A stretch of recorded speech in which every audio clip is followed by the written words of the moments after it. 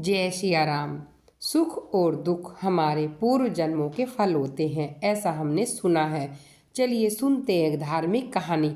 एक राजा बड़ा धर्मात्मा, न्यायकारी और परमेश्वर का भक्त था। उसने ठाकुर जी का मंदिर बनवाया और एक ब्राह्मण को उसका पुजारी नियुक्त किया। वह ब्राह्मण बड़ा सदाचारी, धर्मात्मा और संतोषी था। वह राजा कभी कोई याचना नहीं करता। राजा भी उसके स्वभाव पर बहुत प्रसन्न था। उसे राजा के मंदिर में पूजा करते हुए 20 वर्ष गुजर जाते हैं। उसने कभी भी राजा से किसी प्रकार का कोई प्रश्न नहीं किया। राजा के यहाँ एक लड़का पैदा हुआ।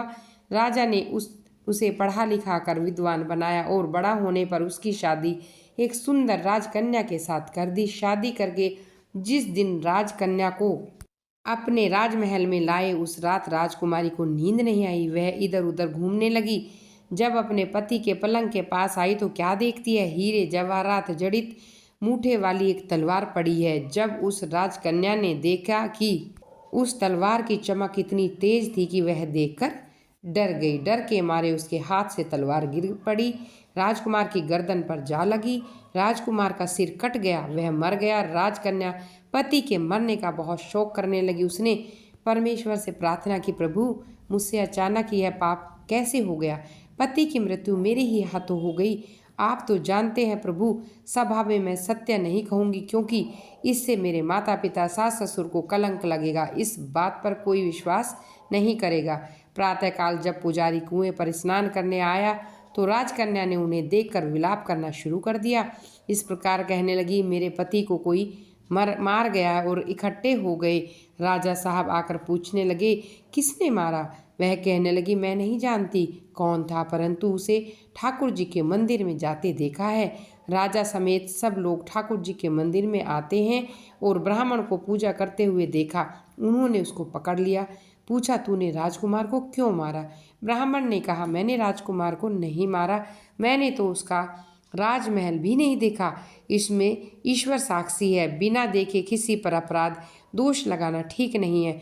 ब्राह्मण की तो कोई बात नहीं सुन रहा था। कोई कुछ न कहता, कोई कुछ कहता। राजा के दिल में बार बार विचार आता, ब्राह्मण निर्दोष है। परंतु बहुत से लोगों की अलग अलग बात सुनने के बाद कहा, मैं तुम्हें प्राण दंड जरूर दूंगा, लेकिन जिस हाथ से तुमने मेरे पुत्र को तलवार से मारा है, तेरा वह हाथ काटने का आदेश देता हूँ पहले, उसके बाद प्राण दंड दूंगा। ऐसा कहकर राजा उसका हाथ कटवा देता है।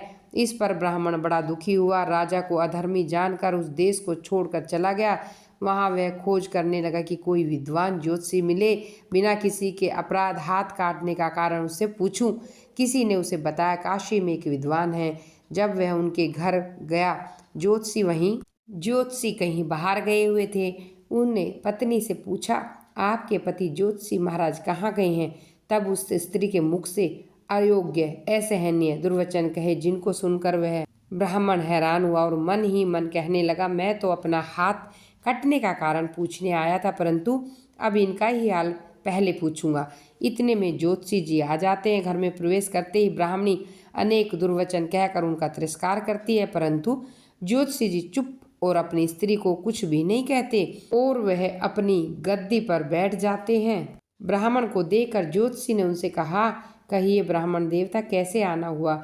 आया तो था अपने बारे में पूछने, परंतु पहले आप अपना हाल बताइए। आपकी पत्नी अपनी जुबान से आपका इतना तिरस्कार क्यों करती है? किसी से भी नहीं सहा जाता और आप सहन कर लेते हैं, इसका कारण क्या है? ज्योतिषी ने कहा, यह मेरी स्त्री नहीं है, मेरा कर्म है। दुनिया में जिसको भी देखते हो, अर्थात भाई, पुत्र, शिष्य, पिता, गुरु संबंधी जो कुछ भी है, सब अपना कर्म है। यह स्त्री नहीं है, मेरा किया हुआ कर्म है और यह भोगे बिना काटेगा नहीं। अपना किया हुआ जो भी शुभ अशुभ कर्म है, वह अवश्य ही भोगना पड़ेगा। बिना भोगे तो सैकड़ों करोड़ों कल्पों के गुजर जाने पर भी कर्म नहीं टलता। ब्राह्मण ने पूछा, ज्योतिषी जी ने कहा, सुनिए, पूर्व जन्म में मैं कौवा था और मेरी स्त्री गधी थी। इसकी पीठ पर फोड़ा था। फोड़े की पीड़ा से यह बहुत दुखी थी और कमजोर हो गई थी। मेरा स्वभाव बड़ा दुष्ट था, इसलिए मैं इसके फोड़े को चोंच मारकर ज़्यादा दुखी करता था। जब दर्द के कारण यह कूदती तो इसका दर्द देखकर मैं खुश होता था। मेरे डर के कारण यह सहसा बाहर नहीं निकलती, किंतु मैं इसको ढूंढता फिरता, यह जहाँ भी मिले मैं इसे दुखी करता था और यह मुझसे दुखी होकर गांव से कुछ मील दूर चली गई। वहां गंगा जी के किनारे सघन वन में हरा हरा घास खाकर और मेरी चोटों से बचकर सुखपूर्वक रहने लगी। लेकिन मैं इसके बिना नहीं रह सकता था। उसको ढूंढते ढूंढते मैं चला गया। वहां देखते ही मैंने इसकी पीठ पर जोर से चोंच मारी और इसको हड्डी में चुभन गई। मेरी चोंच टूट गई। काफ़ी प्रयत्न किया लेकिन वह चोंच नहीं निकली। पानी के भय से यह दुष्ट मुझे छोड़ेगा ऐसा सोचकर यह गंगा जी में प्रवेश कर गई, परंतु वहाँ भी मैं अपनी चोंच निकाल ना पाया और आखिर में यह बड़े ही प्रवाह में प्रवेश कर गई। गंगा का प्रवाह तेज होने के कारण हम दोनों बह गए और बीच में ही मर गए। तब गंगा जी के प्रवाह से तो ब्राह्मणी बनी और मैं बड़ा भारी ज्योतिषी बना।